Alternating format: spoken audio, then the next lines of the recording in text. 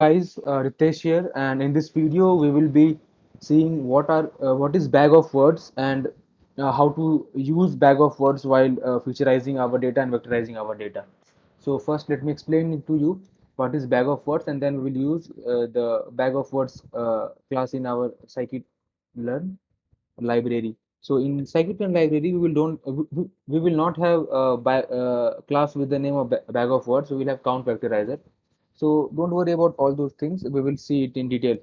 So first, let me start with bag of words. So bag of words.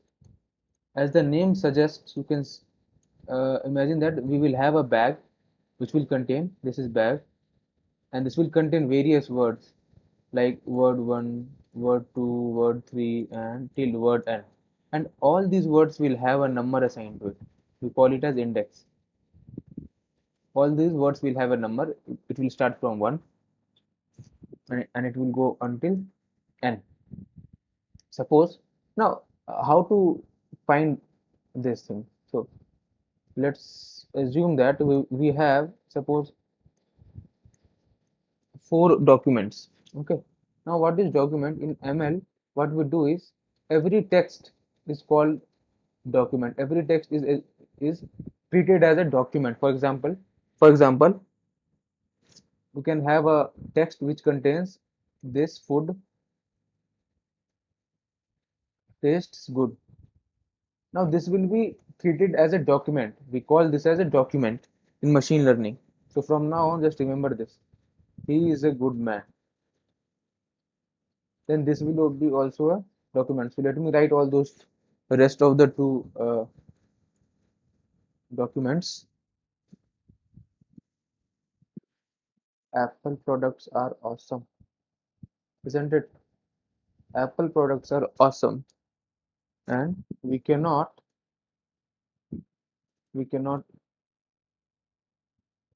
imagine our life without internet. Okay. So now these texts separately will be called as document and collectively they will be called as corpus. So just remember these two terms. This whole collection of documents are called corpus or is called corpus, and this is called document. Now, since we have this document, machine cannot understand words. They only understand numbers. So what we have to do is we have to find some way to convert this text into number. So bag of words is basically used to convert these documents in or these texts into numbers. Now let's see how it does. What we will do is we will take all the words in this particular corpus, all the words in the particular corpus that are unique, and we will assign a number to them. How? Let's see. See, this will be assigned a number of 1, then this will be assigned a number of 1, food will be assigned a number of 2. Let me take a different color. Okay, see, this is 1, this is 2, this is 3, this is 4. Now this is 5, this is 6, this is 7, this is 8, this is 9, uh, this is 10, this is 11, this is 12, this is 13, this is 14, this is 15, this is 16, this is 17, this is 18, this is 19, and this is 20. In this particular corpus, all the words are unique. This is a coincidence. Suppose we have one more line here.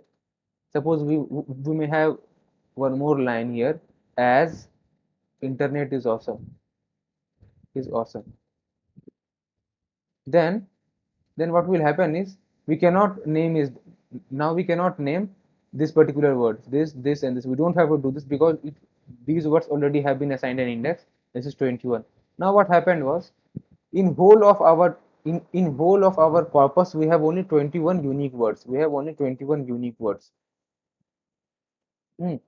Now what we have to do is now we have to convert this particular document into a vector or into an array that will represent the information contained in this particular document. And what we will do is we will take an array of the length that will be equal to the number of unique words.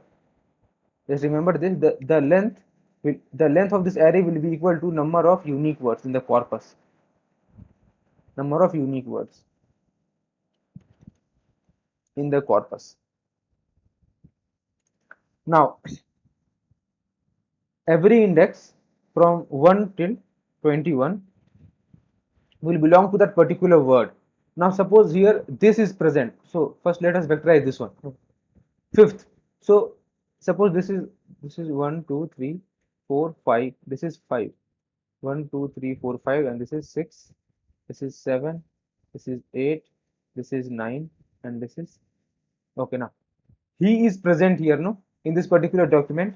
So we will place 1 here, is present 1 here, a present 1 here, good present 1 here, man present 1 here.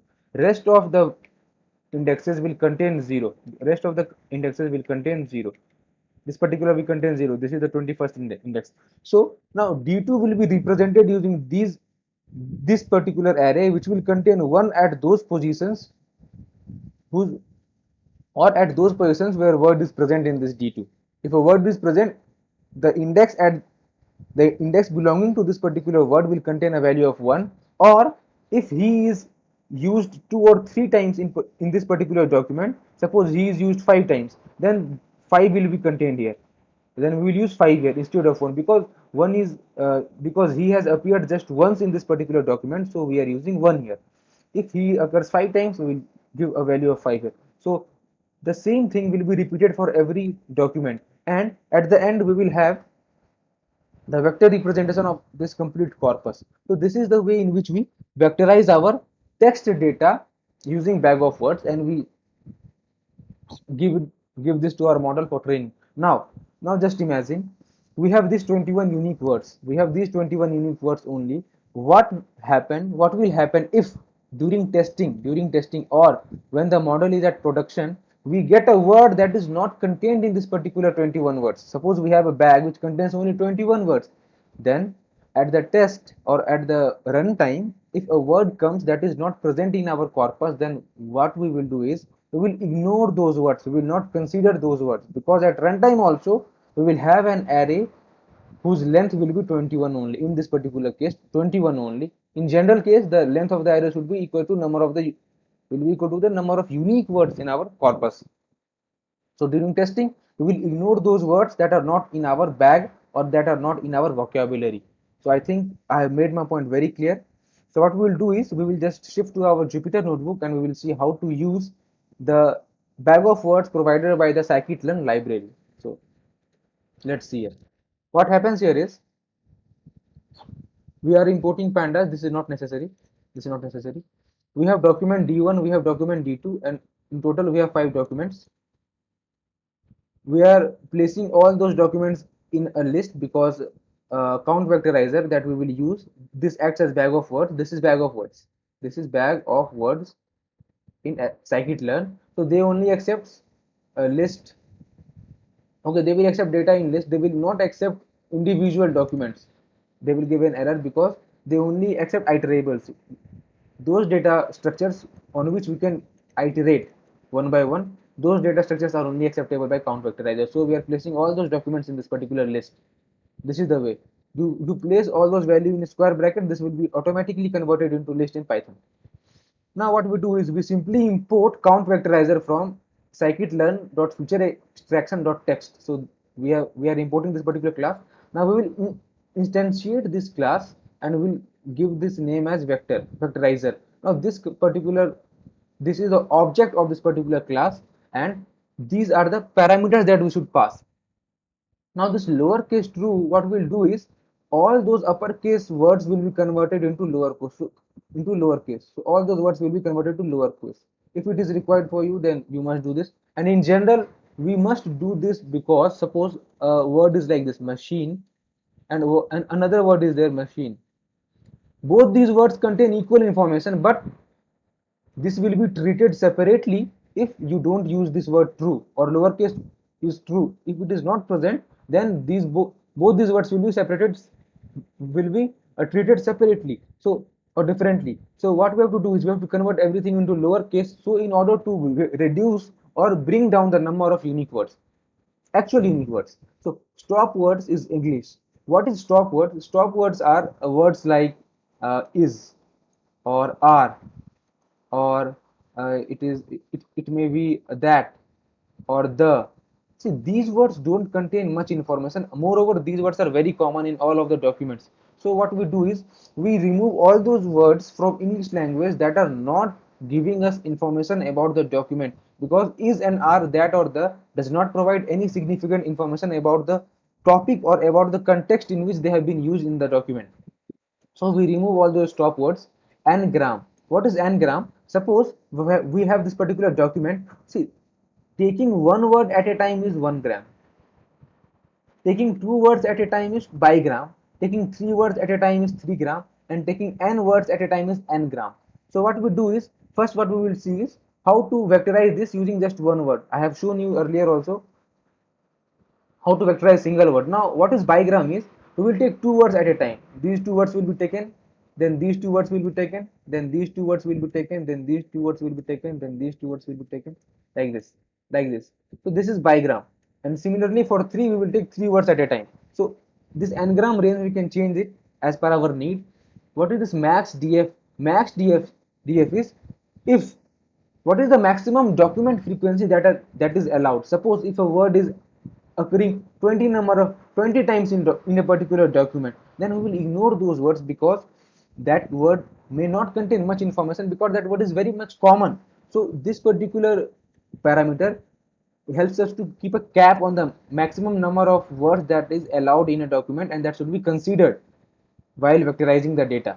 Minimum DF is the minimum number of time a word must occur in order to be considered during vectorization. Suppose a word only occurs once in a particular document, then that word may be useful or may not be useful. It depends on the data set. So these are the parameters that you should pass.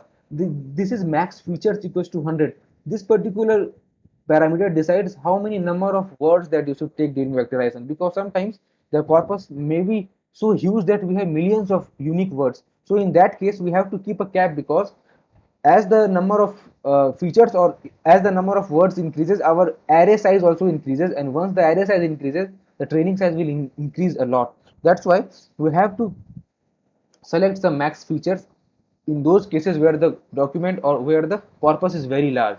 Now once this particular thing has been instantiated, now what we will do is we will simply pass this particular thing that we have, we will simply pass it, and what we will call is, this is fit transform. See, there are two methods that we can call, one is fit and one is fit transform.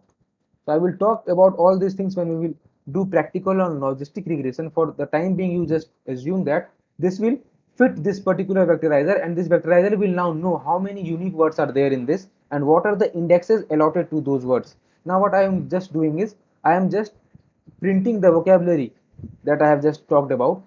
I just told you that after this particular line gets executed, we will get a vocabulary, and we will also get the number of words along with the indexes allotted to that particular word.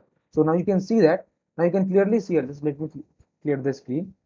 Now you can see here we have used bigram. So just for the simplicity, we are just seeing the unigrams for now.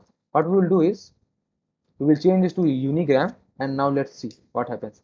Now every word, every unique word, after removing the stop words, every word will be assigned an index, and by using this particular attribute of this particular class count vectorizer, since vectorizer is an object, we can call any attribute of this particular class by using the object of that class. So this vocabulary will print these words, these are the unique words in total. And if you only want to know, if you only want to get the unique words, then what you have to do is we have to use this particular object, and we have to use this particular attribute, get feature name, get feature name.